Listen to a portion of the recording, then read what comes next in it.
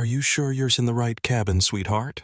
The words landed soft and sweet on the surface, the way a stone looks harmless until it hits water, and the ripple spreads and never quite stops. Jaylen Carter looked up from the seat pocket where he had just carefully tucked his worn leather sketchbook, architectural sketches visible on the open page, the pencil lines precise and unhurried, and he found a flight attendant standing over him with platinum blonde hair pulled into a severe chignon, and a smile so practiced it had long since forgotten what warmth felt like.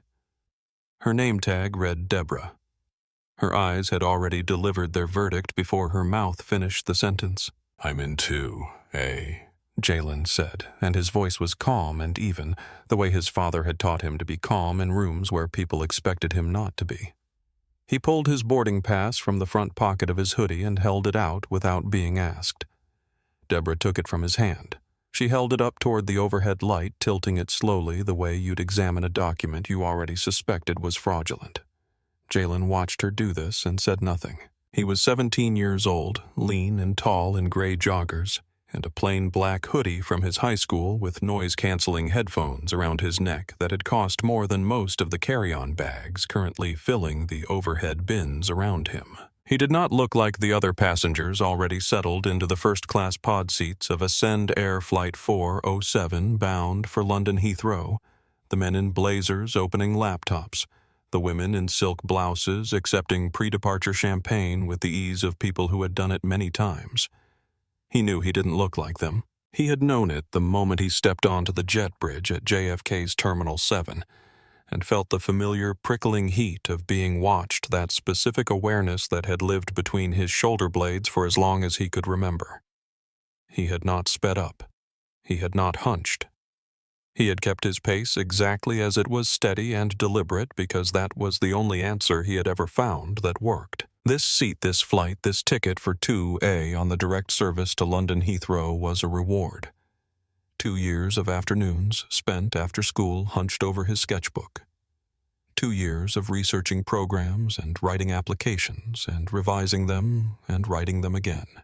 2 years of his father asking every Sunday over dinner, "How's the London thing going?" with the kind of careful nonchalance that meant he was watching every development closely. The acceptance letter from the London Architectural Summer Institute had arrived on a Tuesday morning in March, and his father, Raymond Carter, a man who ran a global aviation leasing company from a 54th floor boardroom and rarely showed anything that could be called surprise, had read the letter twice and then looked at Jaylen across the kitchen counter and said simply and absolutely, "You fly first class. You earned it." Deborah handed the boarding pass back without warmth. "Stow your bag fully under the ottoman," she said. "We can't have clutter in the aisle." She moved on before Jaylen could respond. He slid the boarding pass back into his pocket. He was not clutter. He was a passenger. He settled back into the seat and let the leather hold him, and looked out the window at the sprawl of the tarmac and the pale early morning sky above JFK, and breathed. In seat 1, A across and 1 row forward, a silver-haired woman in her early 70s settled in with the unhurried ease of someone who has spent decades reading rooms for a living. Her name was Eleanor Marsh, and she had served as a federal judge for 19 years before her retirement, and she had taken in the entire exchange between Deborah and the teenager in 2A without moving her head. In seat 3, C, a black man in his late 40s named Patrick Osei closed the document he had been reviewing on his laptop and said nothing, but his jaw was tight. In the galley entrance, Deborah passed Mia Torres, 24 years old, 8 months into her first position as a flight attendant, still learning which instincts to trust, and said something low and quick. Mia glanced toward 2A. Then she looked down at the drink cart she was preparing and did not look up again for a long moment. The cabin filled with the quiet, particular sounds of a long-haul flight, preparing itself overhead bins, clicking shut, the rustle of blankets being unfolded, the low percussion of conversation settling into pre-departure murmur. Jaylen had his sketchbook open on his knee and he was drawing without fully deciding to draw the way he always did when his hands needed something to do while his mind was still processing everything else. He was sketching the interior geometry of the first-class cabin, the curve of the overhead panels, the way the indirect lighting carved shadows into the contoured seats, the structural logic of the window frames. It was the thing he did everywhere, had always done, looked at built space, and tried to understand how it worked from the inside. What decisions had been made, what the person who designed it had been thinking. His father called it the architect's affliction. His teachers called it a gift. He just called it thinking. Eleanor Marsh watched him from 1A without pretending not to. There was a quality to the way the boy drew, the deliberateness of it, the angle of his head that she recognized from decades of watching people in high-stakes rooms. He was focused. He was calm. He was also, she noted, the only person in the first-class cabin who had been questioned about whether he belonged there, and he had answered with a boarding pass and silence, which in her experience was exactly the right answer, and also the loneliest one. Patrick Osei had his laptop open again, but was not reading the document on the screen. At some point, his eyes drifted to the sketchbook, to the precise pencil lines filling the page, and when Jaylen glanced up to look at a section of the overhead panel he wanted to get right, their eyes met briefly. Patrick gave a small nod, the kind that does not require explanation, that simply means, "I see you," and Jaylen nodded back and returned to his sketch. Deborah passed the row twice in the next 10 minutes. There was no service reason for either pass. The second time she lingered a half-beat longer, her eyes dropping to the sketchbook in Jaylen's lap, and Jaylen felt it without looking up, the weight of that gaze, the assessment in it, and he kept his pencil moving. He did not see because he was focused on the window frame he was sketching the moment Dale Hoskins appeared in the galley doorway. Hoskins was not in uniform. He wore a plain dark polo shirt and dark slacks, and he held a paper cup of coffee in one hand, and he had the specific kind of stillness that belongs to men who have spent years practicing how not to be noticed. He was stocky, crew-cut, somewhere in his mid-40s, with the flat, restless energy of a man assigned to a long transatlantic route who had already decided nothing interesting was going to happen. He scanned the first-class cabin the way he always did, methodically left to right, back to front, and then his eyes stopped on seat 2A and did not move again for a long moment. Deborah drifted back toward the galley. The exchange between them was almost wordless, a slight inclination of her head toward Jaylen's row, a raised eyebrow from Hoskins, a small movement of her shoulders that said, "I already tried." Hoskins looked at the teenager, black hoodie, first-class seat. Expensive headphones absorbed in a sketchbook. Not making trouble, not making noise, not doing a single observable thing except existing in a space that Dale Hoskins had already, in the 30 seconds since he'd seen him, decided he did not belong in. Jaylen, entirely unaware of any of this, sent a text to his father. "Seat is incredible. Thanks, Dad." The reply came back in under a minute, the way Raymond's replies always did. "You earned it. I'm heading into the board meeting. Call me the moment you land." And then a line that Jaylen read and didn't think twice about. Captain's name is Ford. Good man.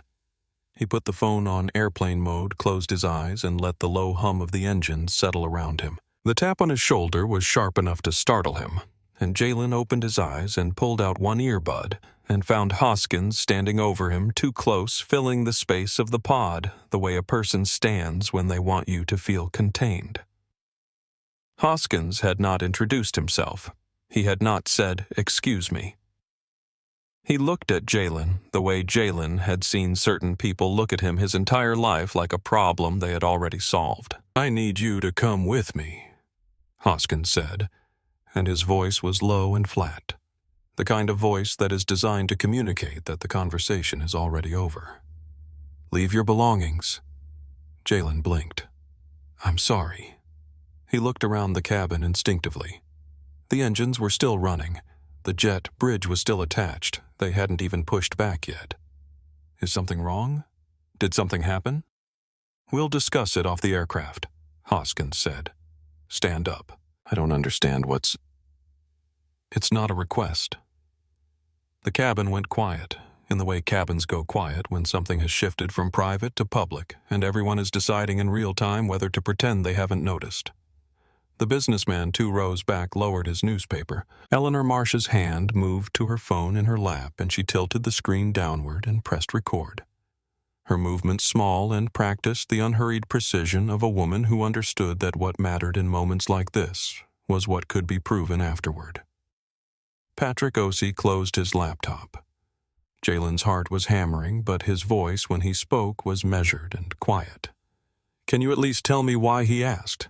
I haven't done anything." Hoskins reached into his collar and produced his badge.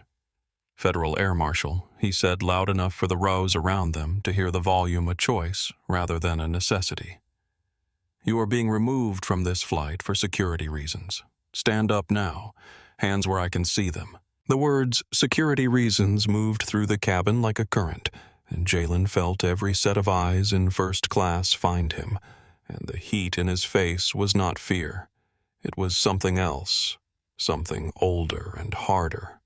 The specific burning of being made into something you are not in front of people who do not know you and may choose to believe the worst, because it is the easier option.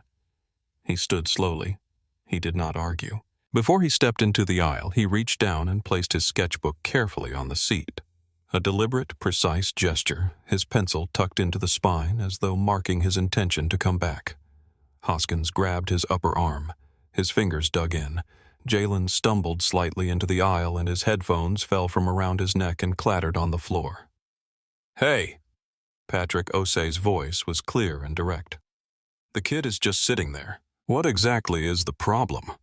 Hoskins flashed the badge again without looking at him. "Federal business, stay out of it." His eyes moved to Eleanor Marsh, whose phone was angled downward. "Recording a federal agent in the commission of his duties is a federal offense. Put the phone away." Eleanor Marsh's thumb did not leave the screen. She lowered it another inch, her expression perfectly pleasant, and said nothing. Deborah stood at the galley entrance with her arms folded, and the expression of a woman whose instincts had been vindicated, and Mia Torres stood beside her and looked physically ill, her hands clasped together in front of her, and whispered, "Deborah, he's just a kid." Deborah did not respond. The walk from 2A through the length of the business class cabin and past the first rows of economy was the longest walk of Jaylen's life, and he made it with his back straight and his hands open and his eyes forward because that was the only thing left that belonged entirely to him. The room was small and windowless and smelled of recycled air and something that might have been old coffee, and it had the particular atmosphere of a space designed to make people feel like they had already been found guilty of something. There were 2 airport security guards stationed inside, both of them younger than Hoskins. Both of them with the careful blankness of people who had learned that the safest thing was to wait and see which way a situation resolved before committing to a reaction. A hard plastic chair sat in the middle of the floor. Hoskins steered Jaylen toward it by the upper arm and let go when Jaylen sat down, and then he stood in front of him with his arms crossed and looked at him the way you look at a problem you're deciding how to file. "Empty your pockets," Hoskins said. "Everything." Jaylen's hands were not entirely steady, but he kept them moving, kept them deliberate, because stillness was the only power he had left in this room, and he was not going to give it up. He placed his wallet on the table. His phone, a folded receipt from the airport coffee shop. Hoskins picked up the wallet. He went through it with the thoroughness of someone who expected to find something, and the frustration of someone who wasn't finding it. A school ID, a library card, a debit card linked to his father's account.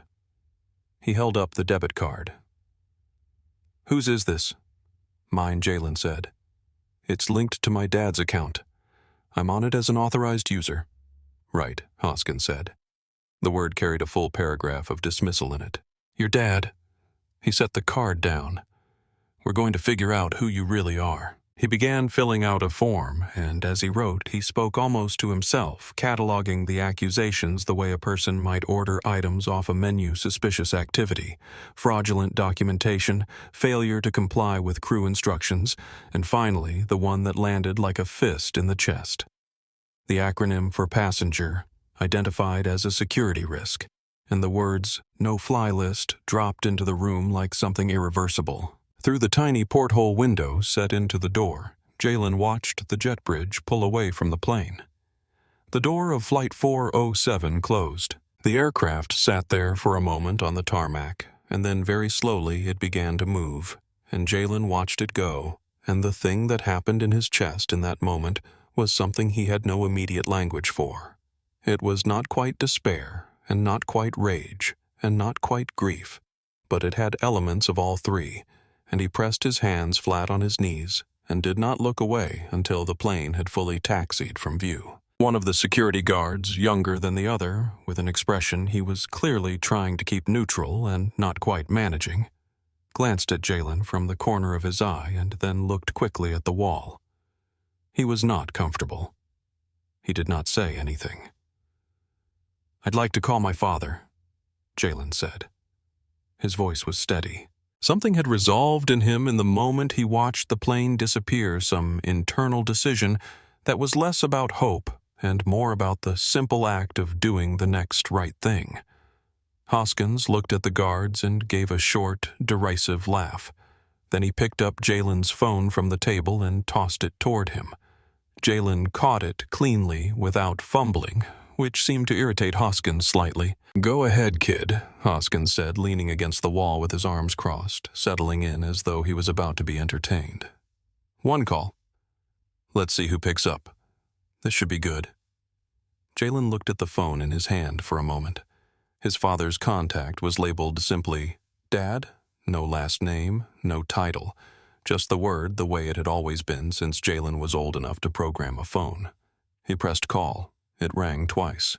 Hoskins was already smiling. The boardroom on the 54th floor of a Manhattan high-rise had been designed to communicate a specific kind of power, the kind that does not need to announce itself, that lives in the quality of the silence and the weight of the furniture, and the view of the city spreading out below the floor-to-ceiling glass like something that has been arranged for your consideration.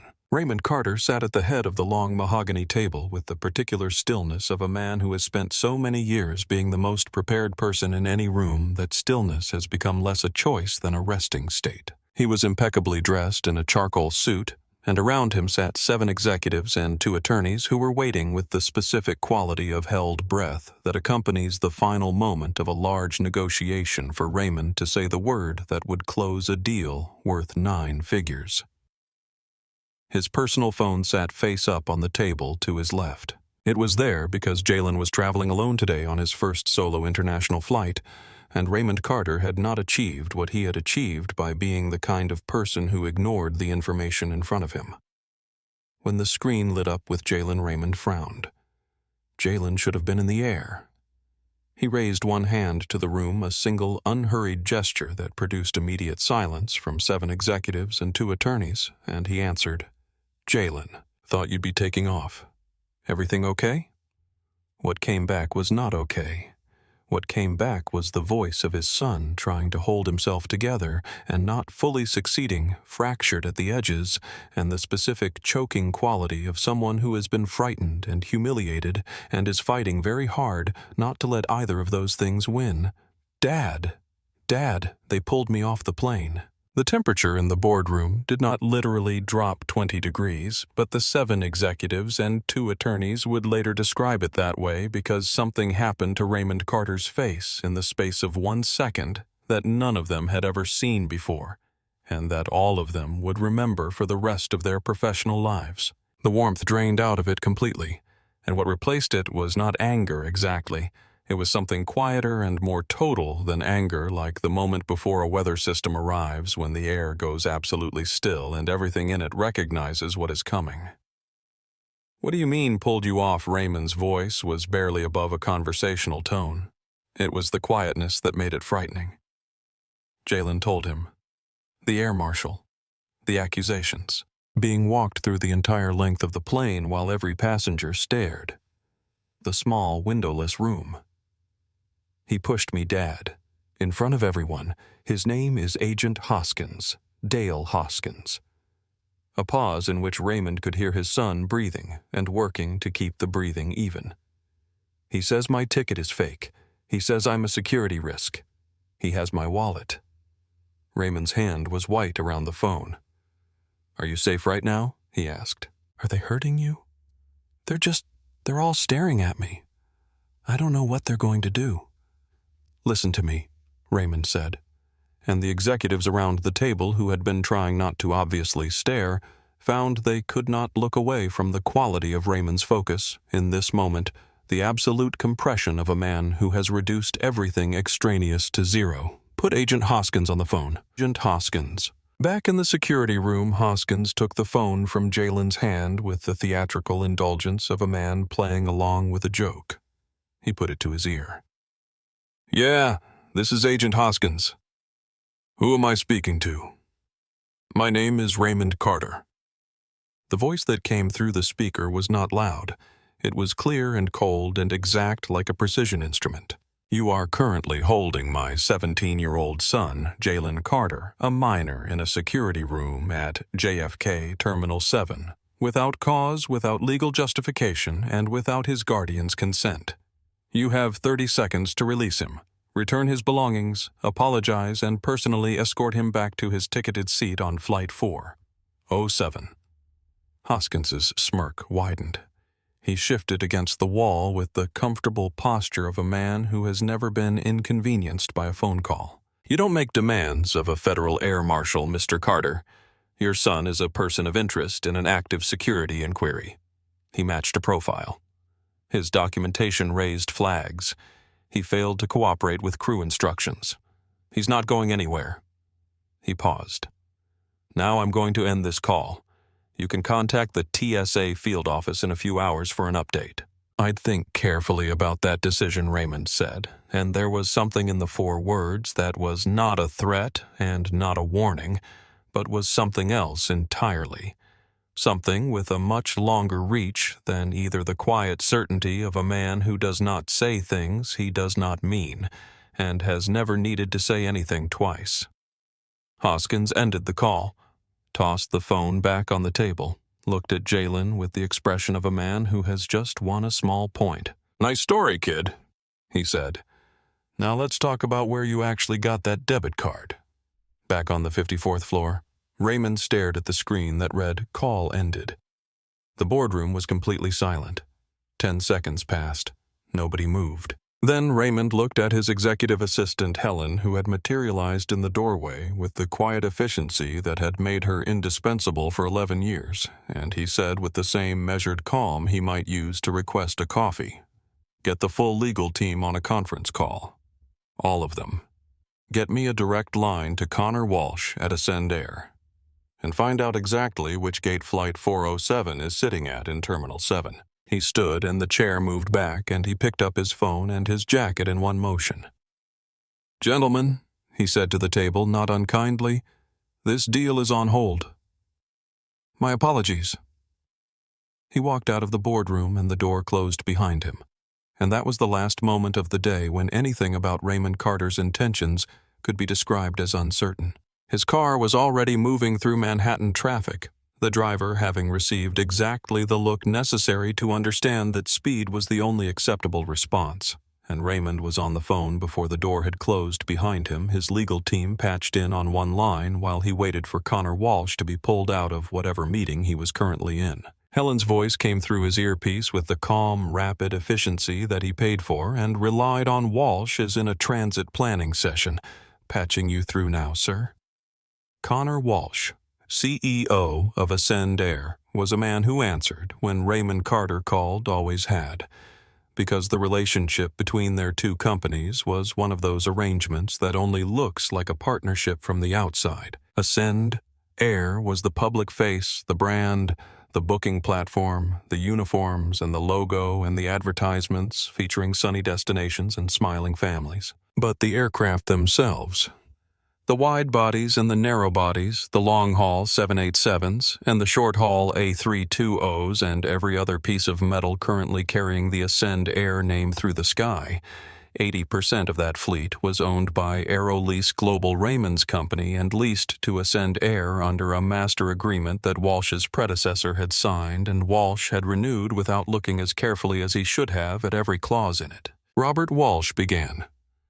Raymond corrected for the second time this month without particular irritation.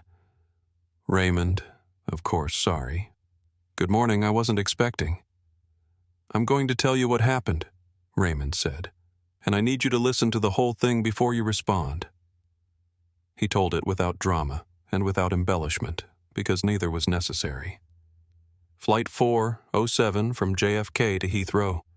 Seat 2A. His son Jaylen, 17 years old, traveling alone for the first time on a legitimately purchased first-class ticket. A flight attendant named Deborah Walsh. No relation? Raymond asked, and Walsh said, God, no, I don't think so. Who had questioned the legitimacy of Jaylen's seat before the boarding door had closed. And then a federal air marshal named Dale Hoskins, who had grabbed his son by the arm in front of a full first-class cabin, walked him the length of the plane for every passenger to watch, and was currently holding him in a back room at gate B-22, had confiscated his phone and wallet, and had told Raymond personally on a call that Raymond's entire legal team had been recording that Jaylen was a security risk and was being flagged for the no-fly list. The silence on Walsh's end of the call lasted long enough to be significant. Raymond Walsh started, I'm sure this is I am invoking Clause 42, Section 7A of our Master Lease Agreement, Raymond said, and the words were very quiet and very clear, and the legal team on the second line heard them and began moving before Raymond had finished the sentence. Material breach. Reputational damage. Asset recall. He let that sit for exactly a moment. As of right now, every ALG aircraft currently on the ground in an Ascend Air facility is grounded. Every ALG aircraft currently in the air will be grounded upon landing at its next scheduled destination. Connor, your airline is not operating. The sound Walsh made was not quite a word. It was the involuntary sound of a man watching a number he had relied on go to zero. You have Raymond said, checking the time approximately 19 minutes before I arrive at Terminal 7 Gate B-22. If you want your fleet returned to service, you will be standing at that gate when I get there. You will have Hoskins removed from that room, and my son returned to me unharmed. And Connor, leave your lawyers at the office. Bring yourself. He ended the call before Walsh could respond. Walsh sat in the back of his car in traffic on the Van Wyck Expressway and stared at his phone for what felt like a long time, but was probably 4 seconds, and then he shouted at his driver to use the shoulder and get to JFK, and he called his chief operating officer and said the words ground the fleet and all of it, and global, and right now, and did not stay on the line long enough to answer the questions that followed. Back on Flight 407, still sitting motionless at Gate B-22, the engines had not started and the jet bridge had not retracted, and the captain's voice came over the intercom with the strained cadence of a man reading from a script he had not been given enough time to prepare. Ladies and gentlemen, we apologize for the brief delay.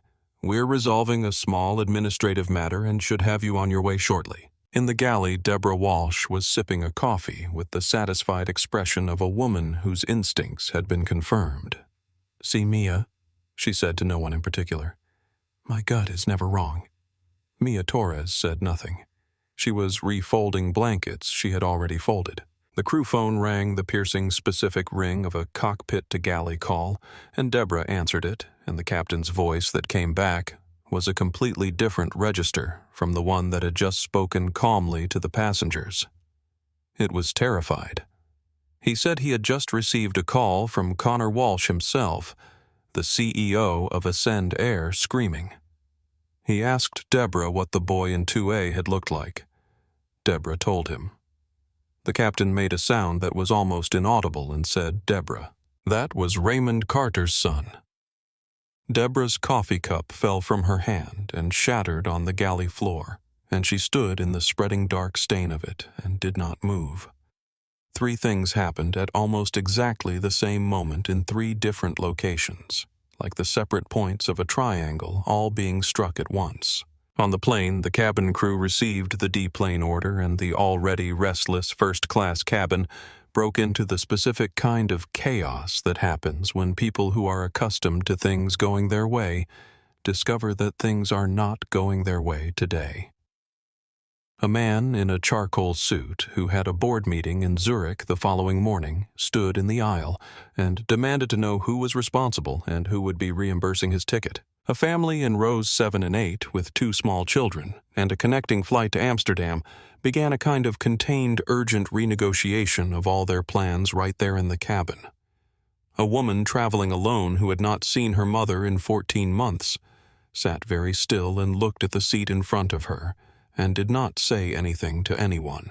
The flight attendants moved through it all with the professional composure of people who are following orders they do not have full information about and are hoping the information arrives soon. In Terminal 7, the departures board updated with a simplicity that belied the scale of what it was, communicating flight after flight going from green to a status that the gate agents had never seen applied to an entire airline's operations simultaneously, and the passengers in the terminal went from mildly inconvenienced to fully alarmed in the space of about 6 minutes. The news moved through the terminal on people's phones before the gate agents had even received their official briefing. Ascend air grounding, global fleet. Reason unknown. And then the notifications changed again as financial news platforms picked it up, and the word unprecedented started appearing in headlines, and people started filming the departures board and the empty gates and uploading them, and the terminal became a place where everyone was simultaneously a passenger and a journalist, and none of them had any answers. In the security room at Gate B-22, Agent Dale Hoskins' personal phone rang. The number on the screen was his direct superior, his field office director, a man Hoskins had met in person exactly 4 times in 3 years. Hoskins answered with the confident opening of a man who had filed his report and was at peace with its contents. His director's voice was not at peace. It was the controlled fury of a very senior person who has just been called by someone even more senior and is now transmitting the consequences downward at full volume. The words came in a torrent that Hoskins absorbed in sequence, each one arriving before he had finished processing the previous one's Secretary of Homeland Security. White House. Ascend air grounding their entire global fleet, the son of the man who owns the planes, and then cutting through everything else like a blade. Stand down. Release that boy. Do not touch him. Do not speak to him. Surrender your credentials and report to the field office. You are suspended indefinitely, effective this moment. The line went dead. Hoskins lowered the phone. He looked at the 2 security guards who were looking at him with expressions that had shifted from careful blankness to something that contained much more information than that. He looked at the small recording device sitting on the table with its red light still on, and then slowly, inevitably, his gaze moved to Jaylen. Jaylen was sitting in the plastic chair exactly as he had been sitting for the past 35 minutes, back straight, hands on his knees, face still bearing the dried tracks of earlier tears that he had not bothered to wipe, because wiping them would have required acknowledging them, and acknowledging them would have required giving them more space than they deserved. He was watching Hoskins with the particular quality of stillness that belongs to someone who has been waiting a long time for something, and now sees it arriving. The arrogance left Hoskins's face the way air leaves a room when a window breaks suddenly and completely and all at once. What was underneath it was not remorse. It was the raw, scrambling panic of a man discovering that the solid ground he has been standing on was never solid at all. Son, Hoskins said, and his voice had changed so completely it was almost unrecognizable, stripped of everything that had been in it before. There has been a truly terrible misunderstanding. The door to the security room burst open. Connor Walsh came through the door first, red-faced and sweating in a $3,000 suit, that had lost its composure somewhere on the Van Wyck Expressway, flanked by 3 airport operations managers and the head of JFK's Port Authority security. All of them moving with the collective urgency of people who understand that they are arriving at the aftermath of something and need to establish immediately and visibly which side they are on. Walsh's eyes swept the room, found Jaylen, and he crossed directly to him without acknowledging anyone else. Not Hoskins, not the guards, not his own team. He crouched slightly so that he was not towering over the boy sitting in the plastic chair, and his voice when he spoke was quieter and more genuine than anything he would say for the rest of the day. "Are you hurt? Did anyone hurt you?" Jaylen looked at him for a moment, at this man in the expensive, disordered suit who had arrived slightly breathless and was looking at him with an expression caught somewhere between horror and contrition, and shook his head. "I'm not hurt," he said. "Then simply and quietly, I want my father." "He's on his way," Walsh said. "He will be here in minutes." Then Walsh stood and turned and looked at Dale Hoskins, and the expression he had been wearing while he spoke to Jaylen rearranged itself into something considerably harder. He did not shout. He did not need to. He told Hoskins that he was on a Send Air property and that Port Authority would be taking his full statement and his badge number, and that a formal complaint was being filed with the Department of Homeland Security before the hour was out. He told the officers flanking him to get Hoskins out of the room. He did not look at Hoskins again after that. The officers who had read the room correctly moved Hoskins toward the door. Hoskins, whose protests had the diminishing quality of a sound growing distant, was gone. And then the particular quality of the air in the corridor outside the security room changed in a way that was hard to define, but that everyone in the vicinity registered instinctively, the way animals register weather before it arrives. And Raymond Carter appeared at the end of the hall. He was not running. He was walking with a speed and direction that had the effect of parting the crowd of deplaning passengers who had filled the terminal without him needing to ask anyone to move. He was not flanked by security or lawyers or any of the many people who had been working on his behalf for the last 47 minutes. He was alone, and he was moving with the full weight of everything he was, and everything he had built, and everything he felt in this moment, and all of that was visible on his face in a way that it almost never was, and the effect of it was that people got out of his way. He came through the door of the security room, and his eyes found Jaylen in the chair, and for a fraction of a second, brief enough that only someone watching for it would have caught it. Something shifted in Raymond's face that was not about power or strategy or consequence, but was simply the face of a father, seeing his child after being told his child had been hurt. The naked relief of that which lived for only a moment before the control came back. He walked straight to Jaylen, put a hand on the back of his son's head, and held him.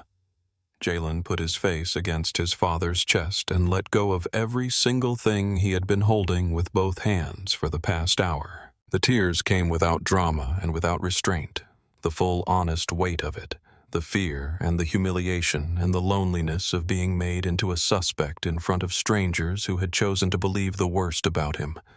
All of it released in the simple fact of his father being there.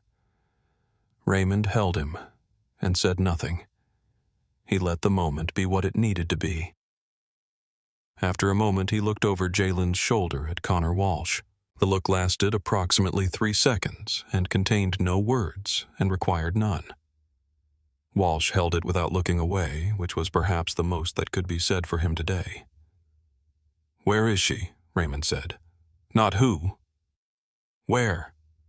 "Still on the plane?" Walsh said. "The galley. She hasn't come out." Raymond looked at Walsh for one more beat. "Stay with my son," he said, and the please was implied by the tone rather than the word, which made it more rather than less of a request from a man who was used to being obeyed. Then he handed Jaylen gently to Walsh's care, turned, and walked back out through the door and toward the jet bridge of Flight 407. The plane was empty, in the way that aircraft are rarely empty, stripped of all the ambient human warmth that fills a cabin and reduces it to human scale, and returned to its bones the mechanical hum, and the recycled air, and the overhead panels, and the rows of vacant seats with their folded blankets, and the occasional abandoned boarding pass lying on an armrest. Raymond walked through first class without slowing past seat 2A, where Jaylen's sketchbook still rested against the seat pocket with the pencil tucked in its spine, and through the curtain into the galley. Deborah was sitting on a jump seat with her back against the galley wall and her uniform jacket folded on her lap. The platinum blonde chignon had lost some of its architecture. Her mascara had tracked in 2 precise lines down her face, and she had not wiped them. Mia Torres stood a few feet away with her hands clasped in front of her, and an expression that communicated very clearly that she had not been comforting Deborah, and was not going to begin. Deborah looked up and saw Raymond, and the recognition moved across her face in a sequence that was almost cinematic confusion. First, then an attempt to reassemble professional composure, then the failure of that attempt as the full weight of who was standing in front of her arrived. She started talking immediately. It came out fast and disordered layered over itself. It was a mistake. He looked suspicious. I was following my training. I've been flying for 20 years. I flagged it correctly. I didn't know. Raymond let her finish. When the words ran out, he said nothing for a moment. The galley was very quiet. Outside the porthole windows, the gate was empty of activity. No ground crew, no movement, just the flat gray of a tarmac that had nothing to do today. What exactly looked suspicious? Raymond asked. His voice was conversational. It was the tone of a man asking a genuine question, and its gentleness in this context was more unsettling than rage would have been. Deborah opened her mouth and closed it. She tried 3 times. The first answer mentioned the hoodie. The second mentioned nervousness. The third trailed off before it reached a conclusion. Each attempt was smaller than the one before it, until the silence after the third one made very clear that there was not a fourth answer coming, because there was no fourth answer, because the honest answer was the one she could not say out loud in front of this man, and both of them knew it. Raymond looked at her for a moment longer. Then he spoke still quietly, and what he said was not about stock prices or breach clauses or the financial anatomy of what had happened today. He described in plain and specific language what the walk through the plane had looked like from outside it, a 17-year-old boy being walked the full length of an aircraft with a federal agent's hand on his arm, and every passenger in every row staring at him like he was something dangerous, and the boy keeping his back straight and his hands open the entire time because that was the only thing still belonging to him in that moment. Raymond said this without embellishment and without raising his voice, and he held eye contact throughout, and Deborah held it back for about 30 seconds, and then looked at the floor. "Security will be here shortly," Raymond said. "You are not to touch any part of this aircraft, and you are not to speak to any other member of this crew. You are finished here." He turned to Mia. Mia looked at him with the expression of someone bracing for impact from a direction they can't predict. "What's your name?" Raymond asked. "Mia Torres." "How long have you been with Ascendair?" 8 months. Raymond nodded. "I know you didn't start this," he said. "I know you knew it was wrong, and I know it cost you something to be in this galley while it happened. And I'm not going to pretend that was nothing. When the airline rebuilds its training protocols, and it will, I'm going to make sure your name is on the list of people they consult. You did the right things you were capable of doing today. That matters." Mia's throat moved. She nodded once and could not immediately speak. Raymond turned and walked back through the curtain and through the length of the silent first-class cabin past seat 2A, past the sketchbook resting where Jaylen had placed it with the deliberate intention of returning. He paused there for just a moment, looked at the pencil tucked into the spine, the visible lines of the drawing on the open page, the interior geometry of the cabin Jaylen had been capturing in the moments before all of this happened, and then he picked up the sketchbook and walked off the plane. The boardroom on the 54th floor looked different, with Connor Walsh sitting in it, and the difference was not architectural. Walsh had arrived with his COO and his general counsel, and all 3 of them had the appearance of men who had not slept and had separately decided that pretending otherwise would make things worse, rather than better. They sat on one side of the mahogany table. Raymond sat at the head of it alone with a black coffee and a tablet, and no one else, because he had found over many years that the most effective negotiating position was one that required no visible reinforcement. He did not look up when they came in. He waited until they were seated. Then he pulled up the document on the screen at the end of the room and let them read the title of it before he said anything. It was the new master lease agreement. Walsh's lawyer leaned forward with the instinctive reflex of a man reaching for an objection. "Raymond, we have a binding 10-year. "You did," Raymond said without inflection. "When your employee and a federal agent publicly profiled and physically removed my minor son from an ALG-owned aircraft, you materially breached Clause 42, Section 7A. That clause dissolved the prior agreement. This document is the only path back to operation. Shall we go through it?" Walsh said yes, because there was no other available answer. The preferential lease rates that had been extended as a professional courtesy by Raymond's father to Walsh's father decades ago when both men were building something, and needed goodwill more than they needed fine print. Those rates were gone, effective immediately. Standard market rate plus a 15% risk premium, because a partner that had produced today's events had demonstrated that it carried risk, and risk had a price. Walsh's COO made a sound that was not quite a word. The new clause, Raymond called it the Jaylen Carter clause, without particular ceremony, as though naming it were simply the accurate and logical thing to do, established a zero-tolerance policy for race-based removal or profiling on any ALG-owned aircraft. A single verified third-party audited incident would result in an immediate fine of $100 million payable to a foundation of Raymond's choosing. No internal appeals, no negotiation. The clause would be filed with the SEC as a public document incorporated into the lease record and visible to every regulator, investor, and journalist who looked. Walsh's lawyer started to speak. Raymond looked at him. The lawyer stopped. A $50 million deposit into escrow would fund a mandatory bias and de-escalation training program for every Ascend Air employee, without exception, baggage handlers, gate agents, cabin crew, pilots, senior vice presidents, and the board of directors. The program would be designed and continuously audited by an external firm of Raymond's selection. ALG would hold a permanent non-voting seat on Ascend Air's Safety and Service Oversight Committee with Raymond's chosen appointee beginning immediately. Robert Walsh said quietly, and Raymond did not correct the name. "This time, this is punitive. This is the consequence," Raymond said. "You let something grow in your organization that allowed an employee to believe she could publicly humiliate a child, my child, in front of a full aircraft and face nothing for it. You didn't build that in a day, and I'm not fixing it in a day either. But we are fixing it."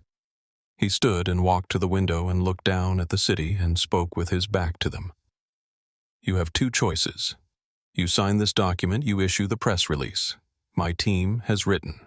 You terminate the captain of Flight 407 for failure to command, and you impose a lifetime operational ban on Deborah Walsh from all Ascend Air-operated aircraft. You do all of that, and the fleet is back in the air by noon." He turned. "Or you don't. And at 9 a.m. tomorrow, every lease terminates. Every plane is recalled, and I personally finance a competing carrier to take your routes within 90 days. Walsh looked at his lawyer. The lawyer looked at the document on the screen. Then he slowly shook his head. Walsh picked up the pen. His hand was not steady. He signed. "Good," Raymond said, and picked up his phone. "Helen, the fleet is cleared." He put the phone down. As Walsh was signing the final page, Raymond said, without turning from the window, "One more thing. Tonight my son is boarding Ascend Air Flight 407. I want you personally at the gate to check him in, and I want you on the jet bridge to thank him for flying your airline." Walsh looked up. He nodded once and did not speak. The Federal Air Marshal Service Field Office conference room had the same institutional plainness as the security room at JFK, which may or may not have been a coincidence. Hoskins sat at the long table in a suit that needed pressing across from two investigators from the Department of Homeland Security's Office of Inspector General, and at the head of the table his field office director, the man who had screamed at him on the phone 2 days ago, and now sat with the controlled composure of someone who has moved past anger into the territory of formal procedure, which is always worse. The investigators had the actual ticketing record for Ascend Air Flight 407. They slid it across the table. Jaylen Carter seat. 2A purchased 3 weeks prior. Corporate Platinum card registered to Raymond Carter minor family member designation, not flagged, not last minute, not suspicious in any measurable way.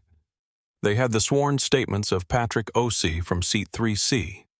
Calm, precise, notarized, describing a teenager who had not raised his voice or made a single aggressive movement from the moment he boarded until the moment Hoskins grabbed his arm. And they had the video. Eleanor Marsh had not turned off her phone when Hoskins ordered her to. She had lowered the screen as she appeared to comply, and she had kept recording because 19 years on the federal bench had given her a very clear understanding of what documentation was worth and exactly when it mattered most. The video, 38 minutes of continuous audio and intermittent footage, had been uploaded from the terminal while Eleanor waited for her connecting flight. It had been viewed by the time Hoskins sat down in this room 14 million times. Every word Hoskins had said to Jaylen was in it. Every word he had said to Raymond on the phone, "Your son is a person of interest. It's not a negotiation. Nice try, kid," was in it, recorded on the legal team's conference line and now transcribed in the folder in front of the investigators. Hoskins tried procedure. He tried credible tip in high-pressure environment and judgment call. Each attempt met the same silence. His director spoke last. He said that the only high-pressure environment that had existed on Flight 407 that morning was the one Hoskins had manufactured himself, and that the case was now being used as a training example at the National Academy for how bias turns authority into a weapon. He said the word cowboy with a precision that made it land exactly as intended. He said that a federal civil rights lawsuit filed by Raymond Carter's legal team named Hoskins personally, and that criminal charges for unlawful detention and assault were under review, and that the director was frankly not entirely in control of what happened next in either of those proceedings. Hoskins surrendered his credentials. He surrendered his firearm. He was escorted from the building by 2 officers, and as he moved through the corridor toward the exit, he passed the younger security guard from the room at gate B22. The one who had looked away said nothing, been uncomfortable and remained silent, who was now giving a formal statement to a different investigator in a side office and had his door open. The guard looked up. Their eyes met. The guard held the look without flinching, and Hoskins looked away first and kept walking. The Ascend Air Employee Center near JFK had fluorescent lighting and chairs with thin padding and the specific joyless atmosphere of a room where careers end.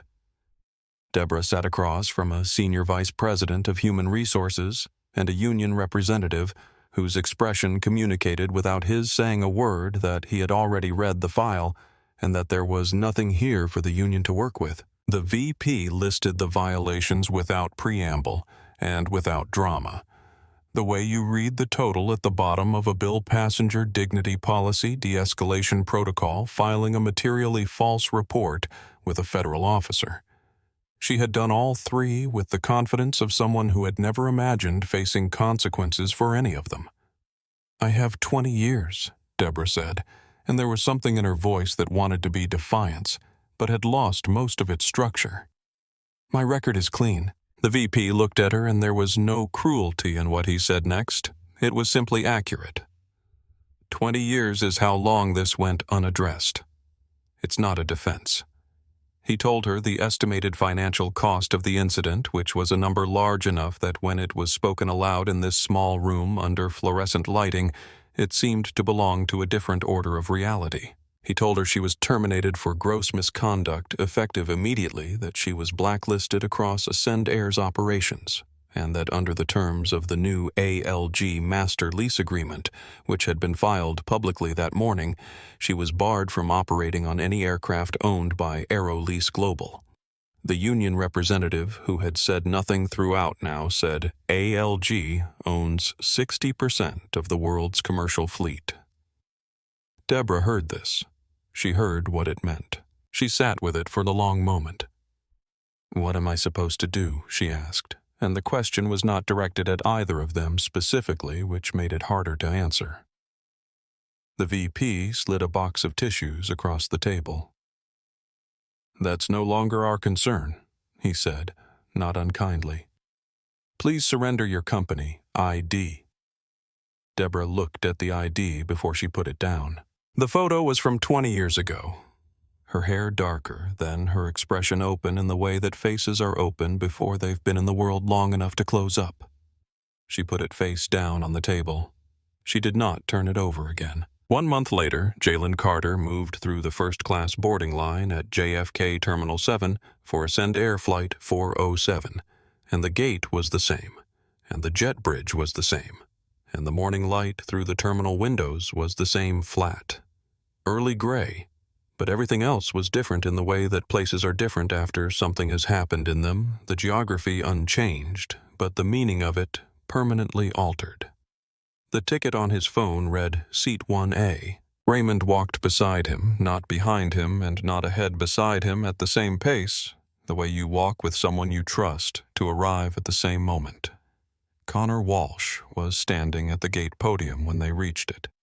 Not an assistant, not a gate agent. Walsh himself in his suit with the particular expression of a man who has agreed to do something difficult and is doing it anyway, which is its own form of accountability.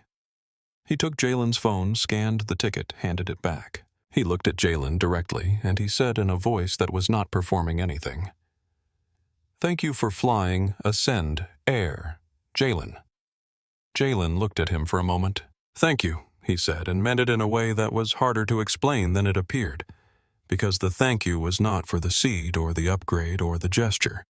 It was for the fact of Walsh being here at all, at a gate in a terminal at 7 in the morning, doing the smallest and most specific thing that could be done, which sometimes turns out to be the thing that matters. At the entrance to the jet bridge, Raymond stopped. Jaylen turned. His father did not tell him what the trip represented, or what it had cost to make it possible, or what the past month had meant. He asked one question. "What's the first building you're going to draw when you get there?" Jaylen didn't hesitate. He'd looked it up 3 weeks ago and sketched it from memory twice since then, working from photographs and elevation plans he'd found in an architecture journal, trying to understand the logic of it before he stood in front of it. He told Raymond the name. Raymond nodded with the expression of a man filing something important in a place where it will be kept carefully. "Go," he said. Jaylen went. Mia Torres was the flight attendant who greeted him at the cabin door. She had been promoted 6 weeks ago lead trainer for the mandatory bias and de-escalation program that Raymond's selected firm had begun rolling out across every level of Ascend Air's workforce, from the baggage handlers to the board. She had been consulted in the program's design as Raymond had promised, and some of what she'd contributed had made it into the final curriculum in ways she could identify and was quietly proud of. She greeted Jaylen by name without having to check a list and brought him a water before he'd settled in, and when she moved on to the next row, there was nothing performative about any of it. It was just the way things should always have been. Below in the terminal on the departures board, every Ascend Air flight showed green. The Jaylen Carter clause had been filed publicly with the SEC that morning as part of the amended master lease agreement. The first time in the history of commercial aviation that a passenger's name had been written into a binding corporate contract as a standard of conduct, a line in the fine print that said, "This is where the floor is, and here is the name of the person who showed us where the floor should have been all along." As the aircraft lifted from the runway and the city fell away beneath him, and the seatback screen populated with flight path and altitude and the small animated plane icon moving northeast over the Atlantic toward London, Jaylen opened his sketchbook to a fresh page. The same sketchbook, the same worn leather cover, the pencil in the same spine. He did not draw the building he told his father about. Not yet. He drew the thing that was in front of him, the interior geometry of the cabin, the curve of the overhead panels, the precise angle of the window frame against the early morning sky, the clean horizontal line of the horizon far below where the sea met nothing but more sky. He drew until the coastline disappeared beneath the clouds, and there was only the open, uninterrupted blue of everything that was still ahead of him, unchanged and patient and wide. The way the future looks when you are 17 years old, and you have already learned the most important thing. There is to learn that the space you occupy was always yours, and no one who tried to take it from you could ever make that untrue. If this story moved you, please like and share it with someone who needs to hear it, and subscribe to our channel for more stories about courage, justice, and the people who refuse to be made smaller than they are.